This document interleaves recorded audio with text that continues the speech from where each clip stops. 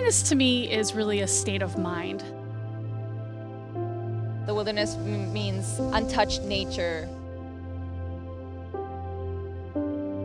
There's no paved roads, there's no welcome signs, there's nothing to tell you which way you're going other than the sun and other than the things that you have around you. It was challenging both physically and emotionally. Wilderness is freedom to me.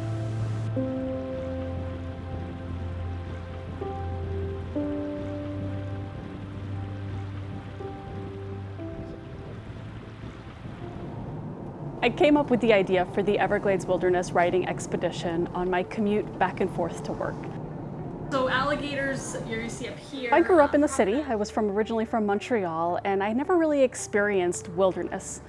When I finally discovered the wilderness, it really changed who I was. I felt this sense of freedom. I connected to things in the natural world and also connected to myself in a way that I did not know beforehand.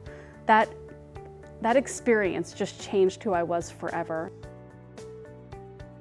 I wanted to take city kids that were just like me once upon a time, and I wanted to get them out into the wilderness to experience the beauty of it. I first learned about the Everglades Wilderness Writing Expedition through a flyer in class. In one of my English classes, it was writing a social action class, so I thought it was the perfect opportunity for me to include my journalism, my activism, and my love for the outdoors. So I thought it was honestly the perfect opportunity for me. 1, 2, 3, woo! All right, hold that. The Everglades Wilderness Writing Expedition is a 6-week program that took 10 local writing students from our community out into the wilderness for a multifaceted exploration. I've always loved being outdoors. I always go to the beach and I always spend time hiking, and I love being outdoors. And anybody who knows me knows how much time I spend outdoors, and especially on social media, how many pictures I post of being outdoors, but I had never camped anywhere. I had never even camped in my own backyard. So the first time that we really got into it was the sluice log. You're good. You can follow the trail, but it's going to be a little more squishy. I myself had never really been into this side of the Everglades, into the actual park of the Everglades, so I had no idea what to expect. We walked out into this really tall sawgrass. We were walking through knee-high water. The grass was cutting me on my arms. You know, there was mosquitoes everywhere and spiders, and it really was otherworldly, and it was definitely something that none of us were really used to. This is so exciting! I will never have such experience. I've never done this before ever in my life. We hiked through the sawgrass into a cypress dome where there was water up to our knees, and in some areas even deeper than that. There was an alligator hole in the center of it. It was really walking out into the wilderness, and I don't think I had ever been out into the wilderness in my whole life up until that moment.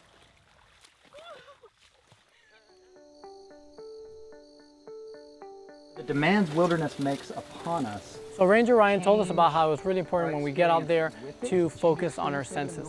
Listen to what's around you, feel what you have never felt before, see things that you have never seen before, and really immerse yourself in all your senses.